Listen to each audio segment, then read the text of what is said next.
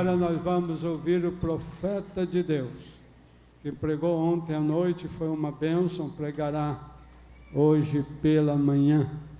Ele é pastor da Igreja Batista Central da Barra da Tijuca, onde estão vários membros de nossa igreja.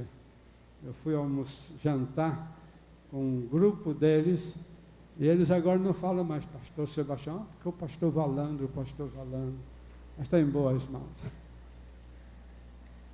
Ele é filho do pastor Josué Valandro, pastor de Itauá, que foi meu contemporâneo de seminário e colega da Ruth de turma, no Seminário do Sul.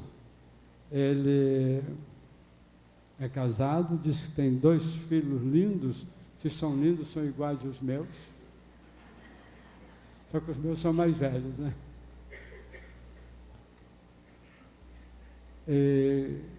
Irmãos, é um dos pregadores mais conceituados no Brasil. Jovem, muito jovem, sempre foi vinculado à Vila da Penha, em congressos, etc. Um dia ele foi assaltado lá na igreja do Ebenezer. Sabe para onde ele fugiu? Para a Vila da Penha. Chegou aqui, suando, coração batendo, e nós o socorremos. Eu tive o privilégio de dar uma carona a ele, a pedido do seu pai, até Vitória, Espírito Santo. E ele levou um jornal para ler dentro do carro. Passou um pouquinho, eu estou dirigindo na estrada, ele dá um grito lá de Vitória, tinha passado o vestibular para engenharia na FRJ. Fez engenharia, Deus o chamou para o ministério, largou tudo, engenharia, etc., e hoje é pastor tempo integral. Quando em quando os irmãos ouvem debates, nós estamos juntos. Eu, ele, o Pedrão foi que pregou quinta e sexta. Então, pastor Josué, é um prazer muito grande tê-lo conosco. Eu lhe agradeço por irmão ter aquecido o convite da nossa juventude. Deus o abençoe.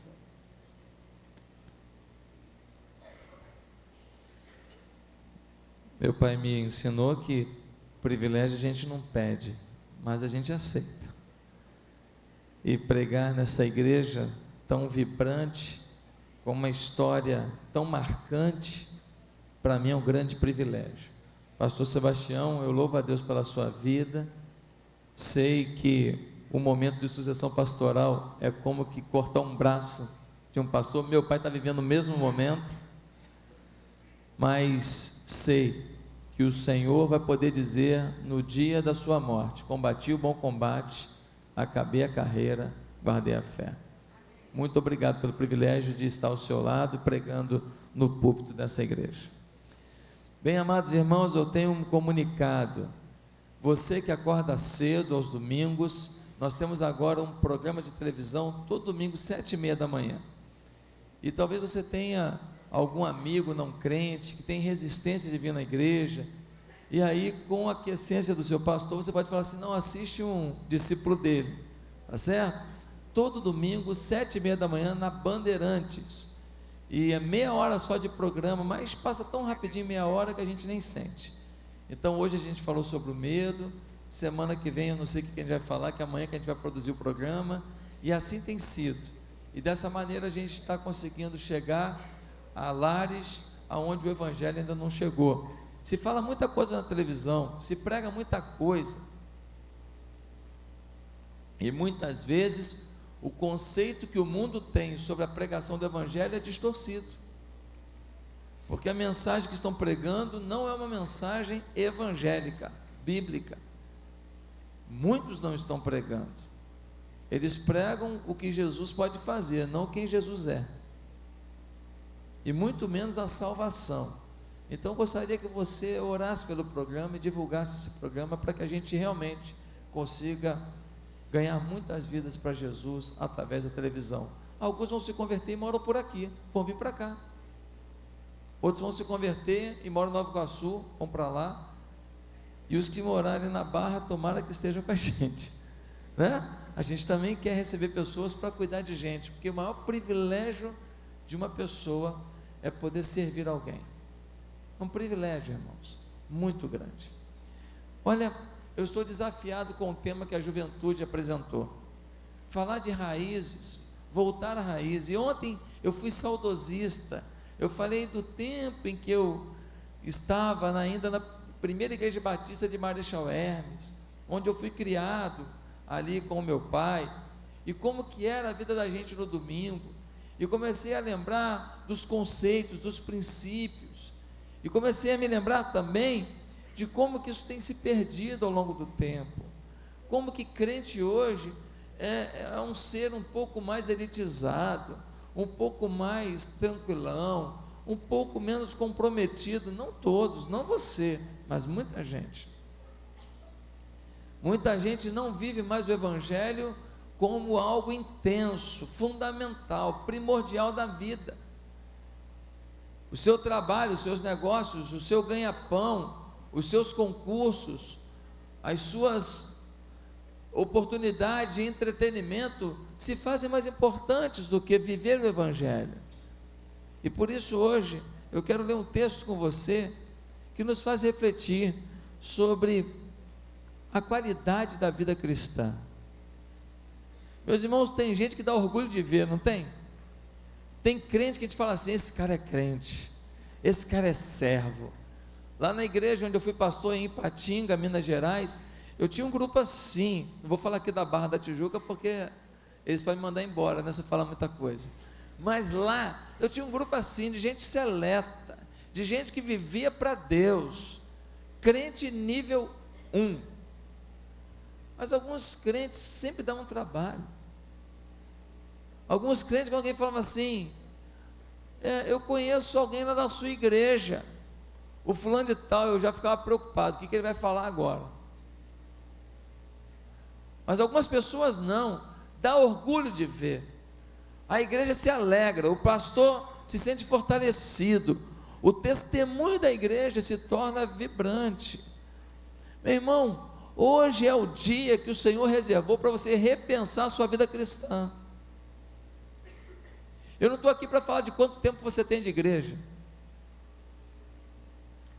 Eu não estou aqui para perguntar se você fez mensageira do rei, embaixador do rei, se você foi da sociedade de crianças, se você tocou na bandinha que nem eu, que toquei triângulo, toquei chocalho, prato. Não, meu irmão, eu não estou para perguntar sobre a sua história, estou para perguntar sobre o seu momento.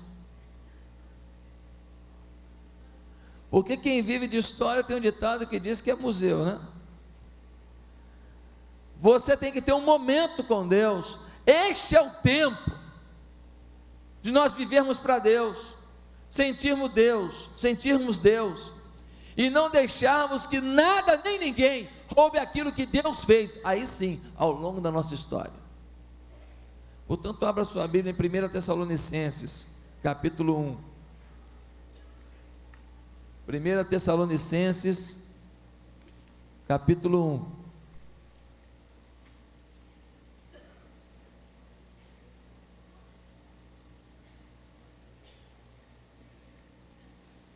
Meus irmãos, esse texto aqui é empolgante, e eu gostaria que você tivesse muita atenção nesse texto. O pastor Sebastião falou que dia de congresso de juventude pode ir até 2:30 da tarde. Vou só até 2 horas, tá bem? Ele não falou isso não, estou brincando, tá? Ele falou só até 1:30. Estou brincando de novo. Vamos lá, 1 Tessalonicenses 1. Paulo, Silvano e Timóteo, a igreja dos Tessalonicenses em Deus Pai e no Senhor Jesus Cristo, graça e paz a vós outros. Damos sempre graças a Deus por todos vós, mencionando-vos em nossas orações e sem cessar, recordando-nos diante do nosso Deus e Pai da operosidade da vossa fé, da abnegação do vosso amor e da firmeza da vossa esperança em nosso Senhor Jesus Cristo, reconhecendo, irmãos amados de Deus, a vossa eleição, porque o nosso Evangelho não chegou até vós tão somente em palavra, mas sobretudo em poder, no Espírito Santo e em plena convicção, assim como sabeis ter sido o nosso procedimento entre vós e por amor de vós. Com efeito, vos tornastes imitadores nossos e do Senhor, tendo recebido a palavra, posto que em meio de muita tribulação, com a alegria do Espírito Santo, de sorte que vos tornastes o modelo para todos os crentes na Macedônia e na Acaia, porque de vós repercutiu a palavra do Senhor, não só na Macedônia e Acaia, mas também por toda parte se divulgou a vossa fé para com Deus, a tal ponto de não termos necessidade de acrescentar coisa alguma, pois eles mesmos, no tocante a nós, proclamam que repercussão teve o nosso ingresso no vosso meio, e como deixando os ídolos, vos convertestes a Deus, para servirdes o Deus vivo e verdadeiro, e para aguardardes dos céus o seu Filho, a quem ele ressuscitou dentre os mortos, Jesus, que nos livra da ira vindoura. Quero que você faça uma oração comigo. Quero que você diga a Deus: Deus, fala tudo que eu preciso ouvir. Você tem coragem? Então ore comigo. Senhor, que o teu Espírito me use para comunicar a tua verdade a cada coração aqui, em nome de Jesus, amém.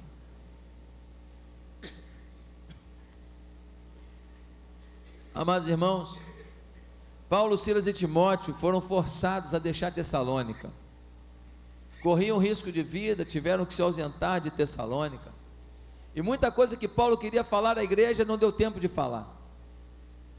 Então Paulo escreve esta primeira carta aos Tessalonicenses, e nesta carta ele vai tratar de alguns assuntos que são fundamentais para a continuidade da obra na igreja de Tessalônica. Em especial, nesta carta, Paulo vai tratar sobre a escatologia. O que é isso? As coisas que estariam para acontecer, os detalhes sobre a volta do Senhor. E Paulo então manda esta carta com todos esses detalhes, mas na sua introdução da carta, Paulo fala alguma coisa de exponencial. Paulo vai dizer assim, no versículo 7, olhe comigo: de sorte que vos tornastes o quê? Modelo para todos os crentes na Macedônia e na Acaia. Meus irmãos, já imaginaram o que é o apóstolo Paulo mandar uma carta para essa igreja e dizer: vocês se tornaram o modelo para todo o bairro e para toda a cidade do Rio de Janeiro? Meu irmão, quem está falando não é político querendo voto não, meu irmão. Quem está falando não é alguém que quer um favor não. Quem está falando talvez seja a maior autoridade no meio apostólico, um homem que levou a palavra aos gentios, um homem com uma experiência profunda com Deus, um homem cheio do Espírito Santo. Ele diz: vocês são o modelo. Isso me impressiona, isso me assusta. E o apóstolo Paulo, mais à frente, ele vai dizer assim: porque a palavra foi através de vocês a tal ponto que não temos necessidade de acrescentar coisa alguma. Paulo diz assim: eu não tenho mais nada para falar onde vocês foram, eu não tenho mais nada para acrescentar onde vocês pisaram. O lugar onde vocês agiram, a palavra, a obra, o testemunho foi completo. Glória a Deus. Meus irmãos, que desafio nós temos hoje. O desafio de viver uma vida modelar, o desafio de nos preocupar com o testemunho que damos aos outros, o desafio de viver não em função dos nossos egoísticos desejos, mas viver em função do nosso Rei, e por amor a este rei, fazer com que a sociedade, a humanidade, o vizinho, o parente, o amigo de trabalho, o colega de escola, conheça Jesus Cristo, o único caminho para a salvação. Mas, meu irmão, esse texto vai dizer por que eles são modelo. E se você quer ser um modelo de vida cristã, você precisa entender o que define a qualidade da vida cristã. Primeira coisa, versículo 3, diz assim: recordando-nos diante do nosso Deus e Pai o quê? Operosidade da vossa fé. Repita comigo: operosidade da vossa fé. A primeira coisa que define a qualidade da sua vida cristã é a operosidade da sua fé. A palavra operosidade é do grego choros. Essa palavra significa bater, fender, dando a entender uma atividade laboriosa, cansativa. O que Paulo está dizendo é que eles são modelo, porque eles têm uma fé operosa, cansativa, com sofrimento, com trabalho, com esforço. A fé tem dois lados, irmão: o lado subjetivo e o lado objetivo. O lado subjetivo é: você acredita em Jesus? Sim. Você é salvo? Sim. Acabamos de ver um testemunho de fé. Eu não consigo entrar dentro do coração deles e ver se tem um chip ligado lá. É convertido mesmo ou não? Não tem uma lâmpada na testa que acende, vermelho ou verde, se é ou não é salvo. É subjetivo. Agora a fé tem um lado objetivo. Se você diz que é crente, então viva como tal. Se você diz que crê na oração, por que não ora? Quando ora, aquela oração assim: Senhor, valeu o rango, amém. Senhor, abençoa minha família, amém. E quando muito você ora, quando o negócio está pegando, quando a coisa está ficando feia, aí, oração, vem no culto de oração, tinha que ter mais oração na igreja, estou sentindo falta de oração, só porque o negócio está pegando. Passou aquela fase, volta a ser o mesmo crente michuruca. Michuruca é velho, hein? Michuruca é das antigas. Michuruca, de onde eu tirei isso, meu pai? Falo eu, não o espírito nessa hora. Das raízes, já falou de raiz, eu voltei lá. Meus irmãos queridos, a fé tem um lado objetivo. A palavra é a palavra de Deus, foi dito aqui.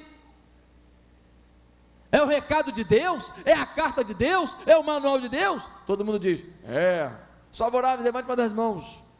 Favorável. Então por que você não lê? Então por que você lê tão pouquinho?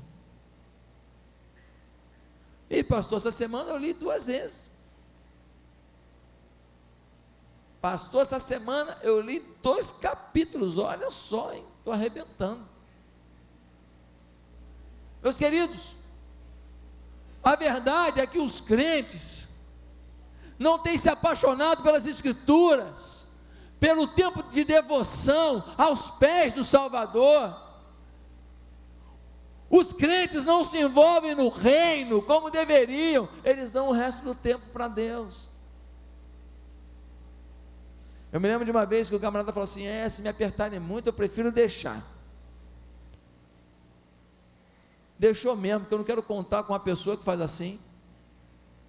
Eu não quero contar com uma pessoa que quando você fala para ela: meu irmão, dá para fazer com mais carinho, dá para fazer com mais zelo, dá para fazer com mais amor, vamos lá, meu irmão. E aí ele fala: não tem tempo para fazer, então desse jeito não dá, eu prefiro largar. Meu irmão, Deus não precisa de favor, Deus precisa do nosso comprometimento, porque nós somos as mãos de Deus nesse mundo.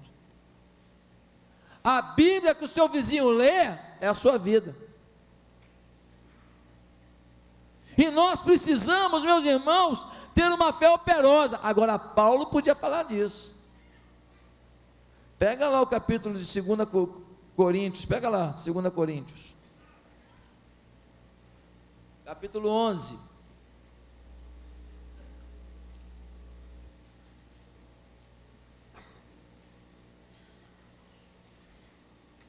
Segunda Coríntios, capítulo 11, versículo 23. Olha o relato de Paulo sobre a vidinha tranquila que ele levava. São ministros de Cristo, falo como fora de mim, eu ainda mais, em trabalhos, muito mais, em prisões, em açoites, sem medida, em perigos de morte muitas vezes, 5 vezes recebi dos judeus uma quarentena de açoites, menos um, fui 3 vezes fustigado com varas, 1 vez apedrejado, em naufrágio 3 vezes, 1 noite e 1 dia passei na voragem do mar, em jornadas muitas vezes, em perigos de rios, em perigos de salteadores, em perigos entre patrícios, em perigos entre gentios, em perigos na cidade, em perigos no deserto, em perigos no mar, em perigos entre falsos irmãos, em trabalhos e fadigas, em vigílias muitas vezes, em fome e em sede, em jejuns muitas vezes, em frio e nudez. Meus irmãos queridos, o apóstolo Paulo pagou o preço. Agora tem hoje um sentimento, um pensamento de que o Senhor está a nosso dispor para nos servir, e não nós que vamos servi-lo. Senhor, abençoa a minha venda aí, hein?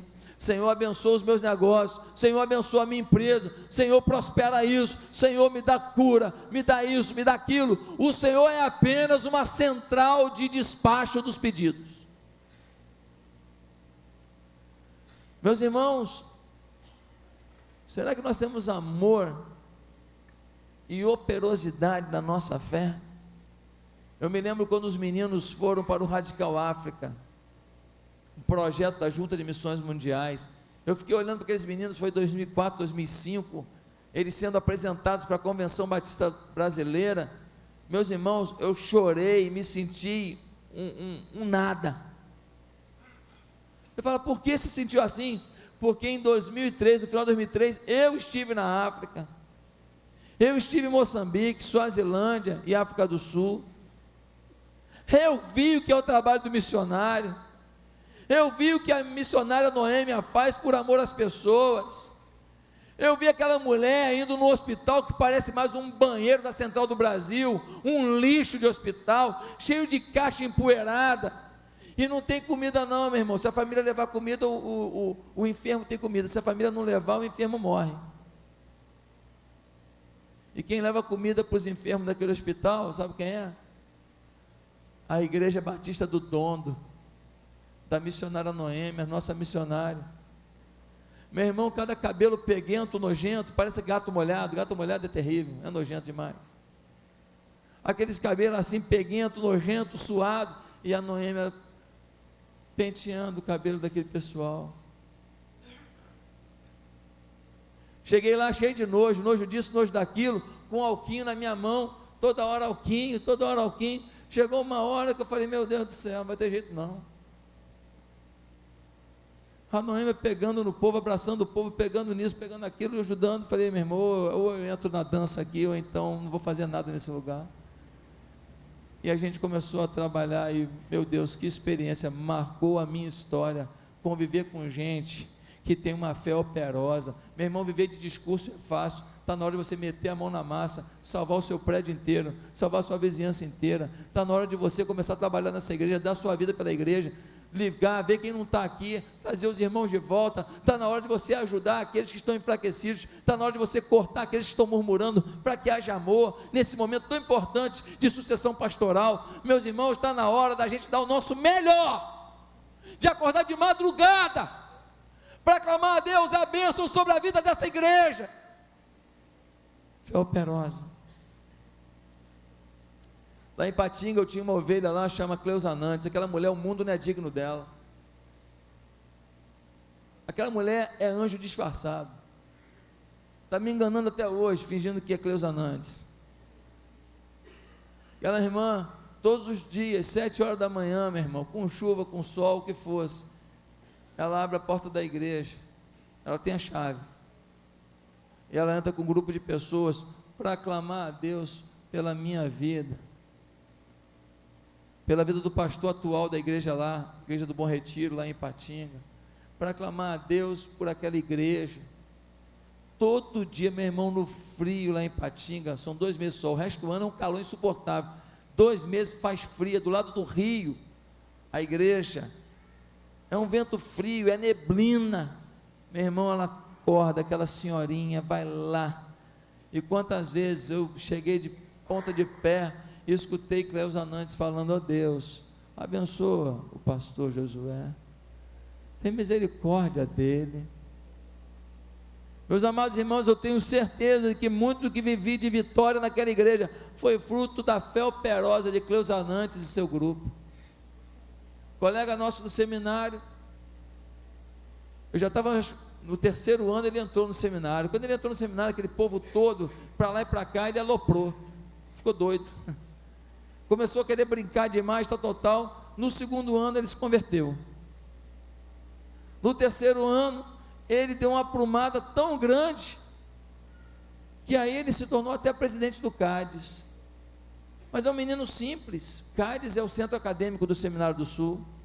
Menino simples, com limitações, recebeu o convite para ser pastor numa igreja no cantão aqui do Rio de Janeiro. É uma rocha grandona e um povoadozinho em volta, e lá tem uma igrejinha batista. Foi para lá, um amigo nosso foi lá visitar ele.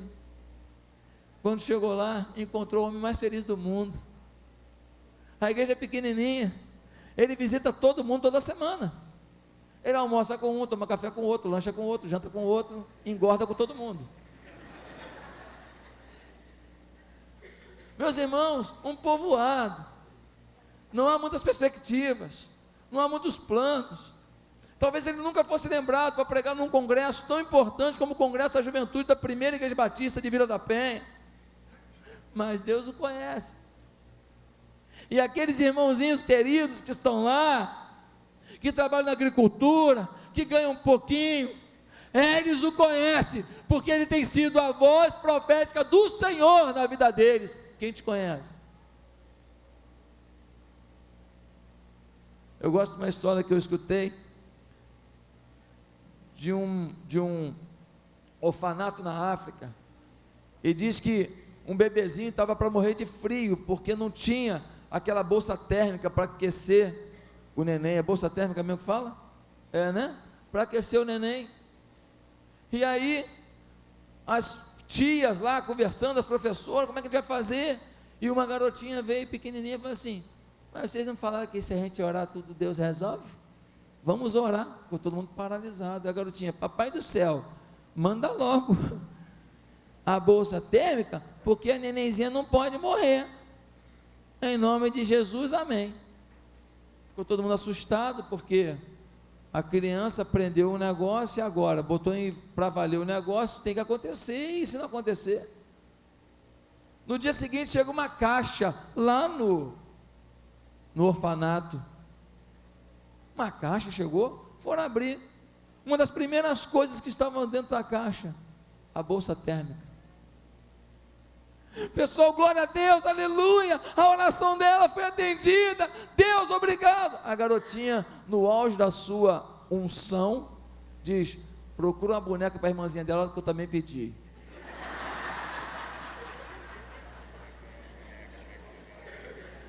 Assim é a fé das crianças. Se você falar com a criança que é. E é por isso que o Senhor fala que se a gente não se fizer como criança, a gente não vai herdar o reino dos céus.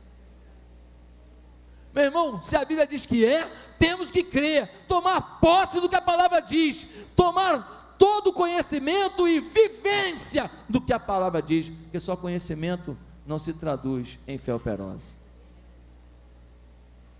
Segundo lugar, o que define a qualidade da sua vida cristã?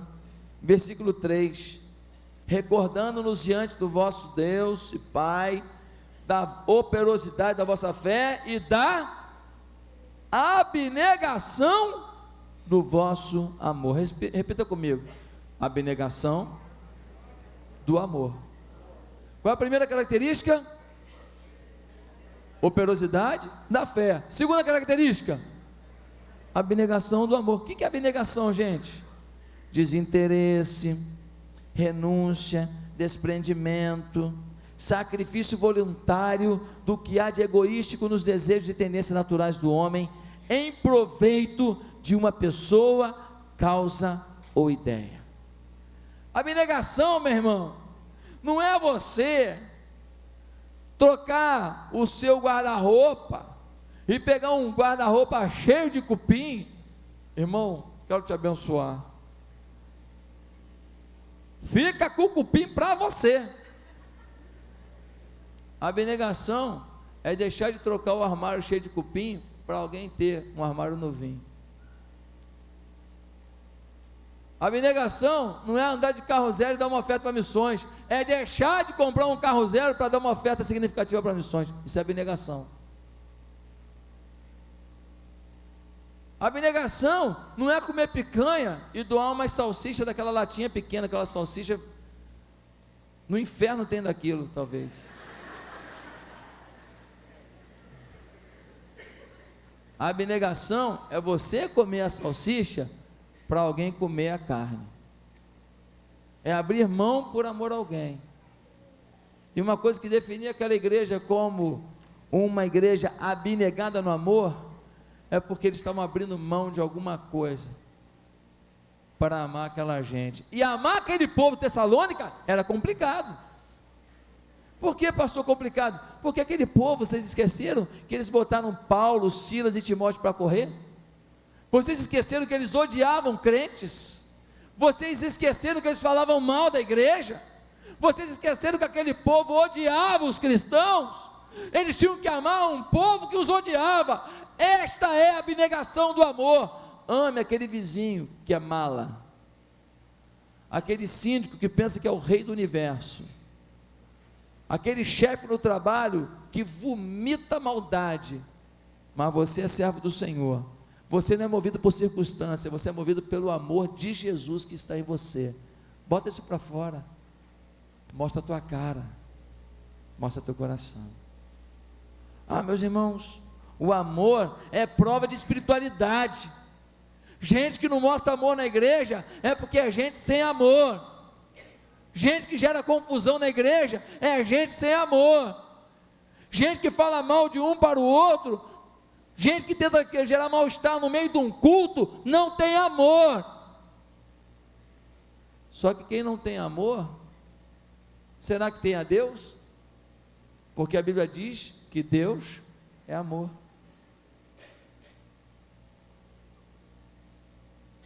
Pastor, está dizendo que tem gente que está na igreja há muitos anos e talvez não tenha Deus. É isso mesmo, entendeu?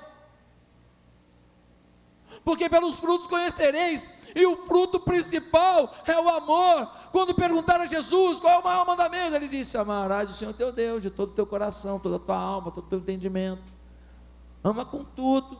E o segundo, semelhante a este: amarás ao teu próximo como a ti mesmo. Pastor, mas alguém me magoou, alguém me chateou. Nós temos que aprender a sermos machucados para que outros sejam curados. Nós temos que saber lidar com a ofensa, sem replicar na mesma moeda, porque nós não podemos entrar nesse jogo de briga, de disputa. Nós temos o amor de Cristo, irmãos. Nós somos dominados pelo amor, e se não somos, então precisamos hoje tomar uma nova posição em direção ao nosso Deus. Uma das cenas que eu acho mais bonitinha, daqueles videozinhos da internet, é um vídeo em que tem uma garotinha com uma tesoura, e ela está de frente para o espelho, cortando o cabelo. De repente toca a campainha, ela vai correndo, quando abre a porta, é o irmão dela, carequinha, e ela pega então aquele cabelinho que ela cortou e entrega na mão dele, porque ele está vindo de uma sessão de quimioterapia. Como quem diz: ô irmão, fica com o meu cabelo, eu não preciso dele não, tudo que eu tenho é para você, tá? Se você quiser, eu fico careca também, porque eu te amo. amor abnegado, amor de dedicação. Meus irmãos, a gente passa no sinal por uma criança e a gente nem se abala mais. A minha mulher, um tempo atrás, chegou num sinal na Barra da Tijuca, aí viu um garotinho para lá e para cá, naquele trânsito da Avenida das Américas, que toda hora alguém é atropelado, toda hora tem um acidente. É a avenida que mais tem acidentes no Rio de Janeiro inteiro, só perde para a Avenida Brasil. E aí a minha mulher está ali e perguntou para o garotinho assim: quantos anos você tem? E a minha mulher quase tomou um susto, quase teve um ataque cardíaco, quando ele falou assim: 3. Ela olhou para o lado, para trás estava o nosso filhinho, que hoje vai fazer 9 anos, mas na época o Gabriel tinha 4 aninhos, e era um irresponsável total. Ela falou: tem um garoto de 3 anos, atravessando essa rua da Avenida das Américas, pedindo dinheiro no sinal, tentando levar algum dinheiro, talvez até tendo alguém por trás que o força a isso, a gente não sabe. Meus irmãos, isto move o nosso coração ou não? Você está comendo, bebendo, vestindo, você tem tanta coisa, meu irmão. Olha, um lanche que você desse por semana, para você não fazia diferença nenhuma, mas para muita gente significaria a vida, e para muita gente significaria: poxa, ainda tem alguém que se importa comigo. Será que nós estamos vivendo o amor? O maior atributo do amor é o perdão. E há muitas pessoas na igreja que ficam sem cura, sem paz. Há muitos casamentos que ficam sem luz, porque não há perdão. Perdão não é esquecer, meu irmão. Você pode lembrar, mas perdão é você decidir: eu não vou me vingar, eu abro mão do meu direito de vingança, por amor a essa pessoa. Eu vou provar que eu sei amar. Isto é perdoar. Quantos irmãos que não se falam na igreja? Falta de amor. E os perdidos, você ama os perdidos? Quantas pessoas você ganhou para Jesus esse ano?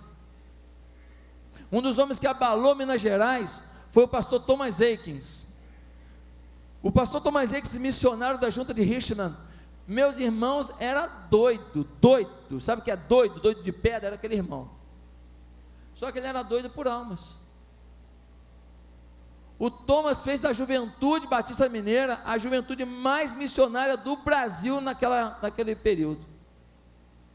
Projeto missionário, projeto no Brasil, no interior de Minas, fora do Brasil, algo tremendo. Mas por quê? Paixão, amor, abnegado. Um dia o Thomas chegou numa rodoviária, andando por aqueles cantões de Minas Gerais. Chegou na rodoviária, e aí o Espírito Santo falou com ele assim, quando ele entrou no banheiro: Thomas, prega para o homem que está aí na casinha. Falou: Senhor, o homem está na casinha, Senhor. Vou pregar para o homem na casinha, Senhor. Thomas, prega para o homem na casinha. Thomas dentro do banheiro, o homem lá dentro, ele falou: Senhor,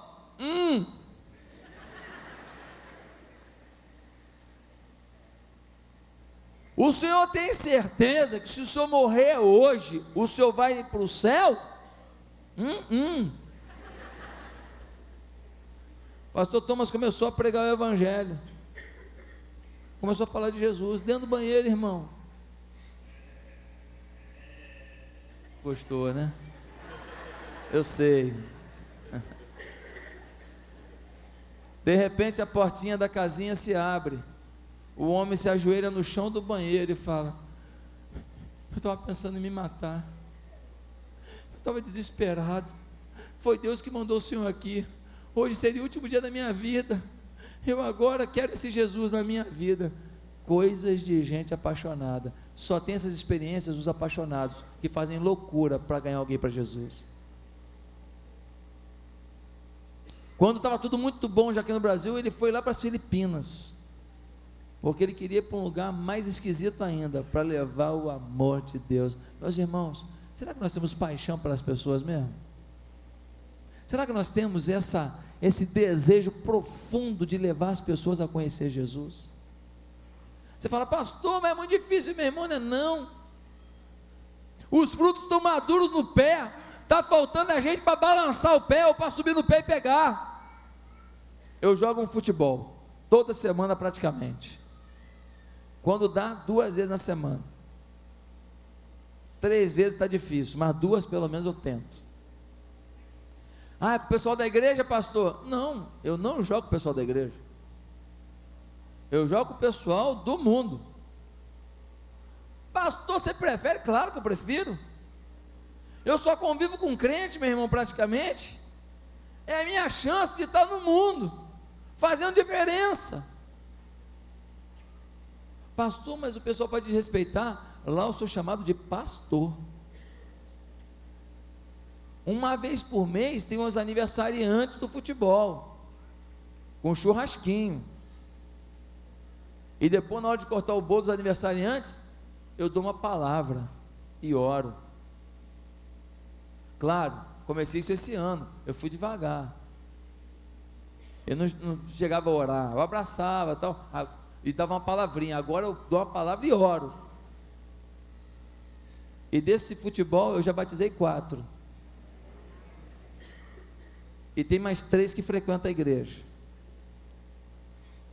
Nós temos que fazer diferença no mundo, ter paixão pelas pessoas. As pessoas estão carentes e necessitadas de gente que as ame. Deus chamou você, vá.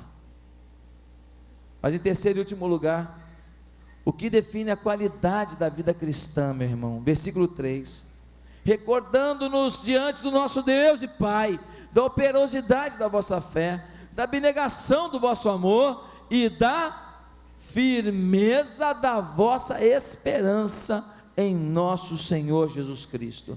Qual a primeira característica que define a qualidade da vida cristã? A operosidade da fé. A segunda característica? O amor abnegado. A terceira? A firmeza da esperança em nosso Senhor Jesus Cristo. Meus irmãos, de que esse texto está falando? De esperança de que o Senhor vai mandar um dinheiro para a gente amanhã?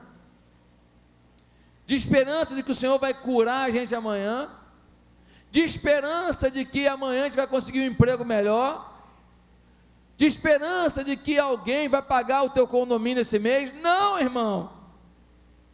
Não é desta fé desta esperança objetiva que o texto está tratando. O texto está falando da segunda vinda de Jesus. Está dizendo que aquela igreja era uma igreja modelo, porque tinha uma fé operosa, um amor abnegado, e viviam na firmeza da esperança de que Jesus vai voltar. Meus irmãos, se queremos voltar às raízes, precisamos voltar ao pensamento de que Jesus está para voltar. Quando eu era pequeno, o meu pai pregava no púlpito lá: Jesus pode voltar agora. A gente se segurava na cadeira assim, para não cair no inferno. A gente cantava canções do tipo, do tempo da Daniela, assim, né?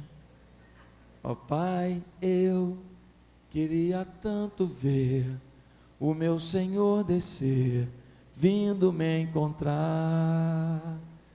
Eu posso até imaginar a refulgente glória do Senhor Jesus, transpondo as brancas nuvens no mais puro azul, onde nem sul nem norte existirá. E em meio a lágrimas, sorrisos de alegria e de prazer, eu que era cego agora posso ver, contemplar enfim. Por isso eu canto glórias, glórias, glórias ao autor da minha fé. Glórias, glórias ao autor da minha fé. Não vou cantar a segunda estrofe não, mas a gente cantava isso. A gente cantava: Cristo vem me buscar, para o céu me levará, e o Cordeiro prometido voltará. Vamos para o estribilho. Oh, glórias, aleluias, Maranata, vem Jesus. Sou liberto pelo sangue dessa cruz. Vem o Consolador, sua glória em resplendor. Sou liberto pelo sangue do Senhor. Meus irmãos, mas agora a gente só canta música de chuva, de fogo, de sou vencedor, de estar tudo dominado pelo meu poder, e a gente não canta mais que Jesus vai voltar. Eu não sou contra cantar que a gente é vencedor, eu sou contra a gente esquecer que o princípio da palavra é que Jesus vai voltar, e Ele nos salvou para viver com Ele. Ele está formando uma família para viver a eternidade na glória celeste com Ele. Meus irmãos, infelizmente, alguns aderiram a um estudo teológico que disse que, olha, Jesus só vai voltar quando o evangelho for pregado em todo mundo, e aí a gente confiou nisso. Não, mas não é agora não, porque é só quando pregar no mundo inteiro, e ainda tem lugar que não foi pregado, então não prega não, para a gente continuar no mundo comendo picanha, passeando, comendo camarão catupiry, glória a Deus. É assim que a gente está. Nós estamos gostando, meus irmãos. Só que eu queria te contar uma história, para terminar essa mensagem. O pastor Ronaldo Lidório é um grande missiólogo presbiteriano. Ronaldo Lidório é linguista, formado nisso, especializado naquilo, e fez muito pela obra missionária do Brasil e fora do Brasil. Um dia, Ronaldo Lidório decide plantar um trabalho missionário num lugar onde nunca se pregou o evangelho. Foi para os mapas, consultou as agências missionárias, foi aqui. Meus irmãos, pegou um avião até Belém, chegou em Belém, pegou um barco até Tefé, chegou em Tefé, pegou uma voadora. Conhece a voadora? É aquele barco que tem um ventilador atrás. Pegou uma voadora, quando chegou num ponto lá, virou para o índio e falou assim para o índio que ia guiá-lo: olha, eu quero ir aqui. O índio virou e falou assim: é longe, hein? 3 dias e 3 noites, por dentro da mata, para chegar na aldeia. Quando chegaram lá, estão os índios lá arrumando algumas coisas, arrumando. O pastor Ronaldo vira para o índio e fala assim: vai ter festa aí? O índio fala assim: vai ter culto. É culto? Culto de igreja? Culto, moço, não sabe o que é culto não?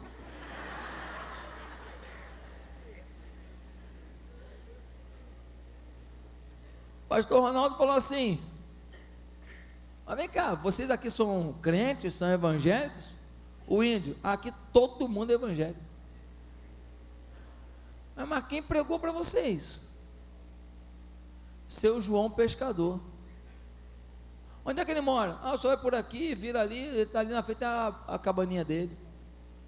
Ronaldo Lidório sai dali, vai lá, chega lá, tem um homem sentado no chão, no canto da parede, uma Bíblia na mão, uma Bíblia surrada, com algumas páginas rasgadas já. Pastor Ronaldo chega lá e fala assim: ô irmão João, eu sou pastor Ronaldo Lidório. Seu João: Maria, um pastor de verdade aqui.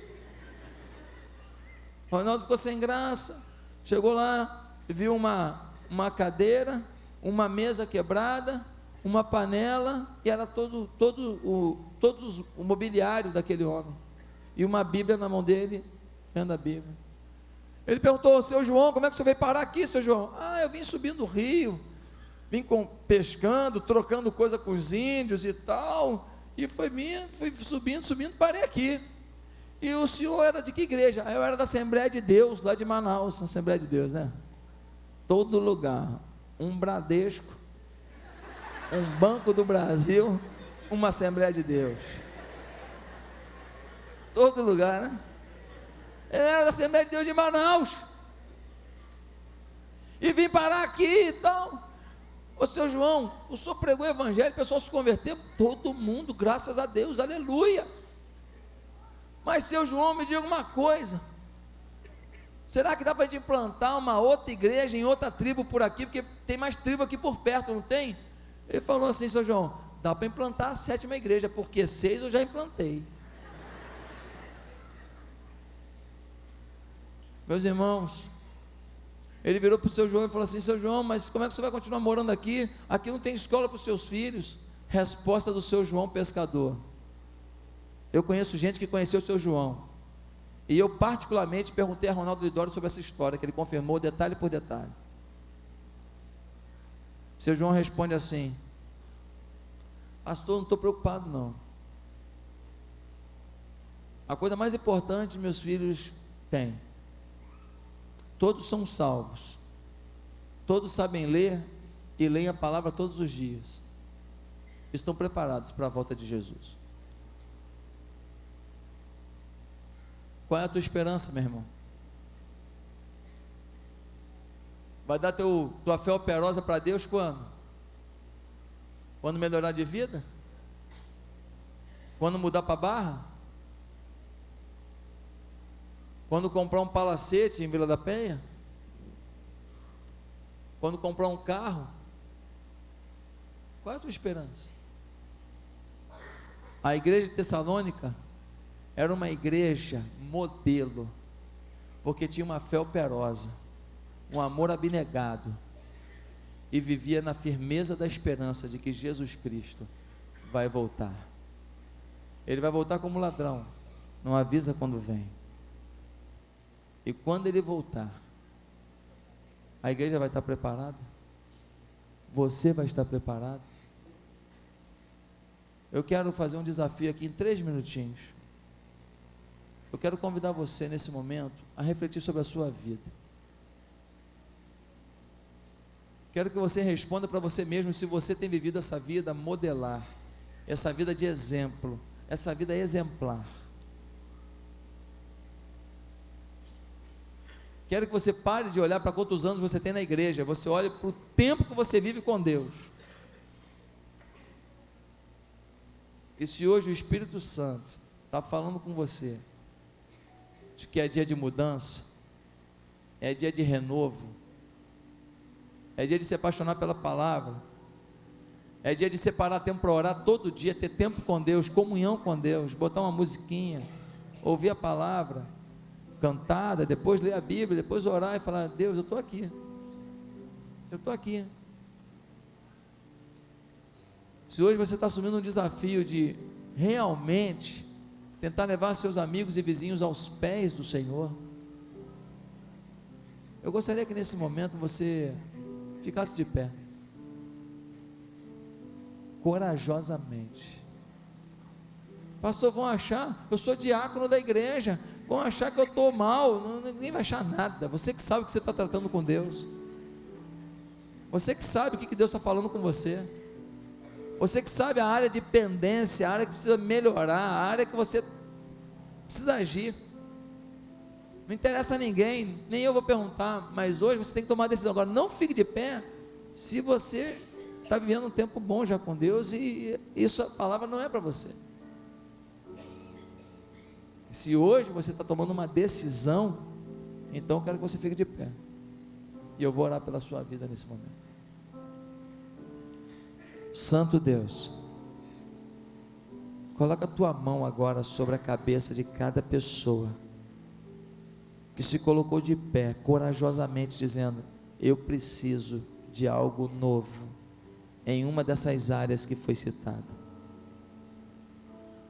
Deus, derrama do teu fogo sobre essas vidas agora. Queima, Senhor, todas as impurezas, imperfeições, toda a incapacidade de perdoar. Ó Deus, dá a cada um desses corações um tempo novo, uma visão nova, uma expectativa nova. Ó Deus, derrama poder do alto sobre cada irmão querido, que de pé se coloca dizendo: eis-me aqui, usa-me, Senhor. E que um avivamento, ó Deus, venha sobre essa igreja, e que, ó Deus, o tempo do pastor Sebastião ainda como pastor, e essa transição para a sucessão pastoral, seja um tempo de mover do teu Espírito, ó Deus, para esse lugar.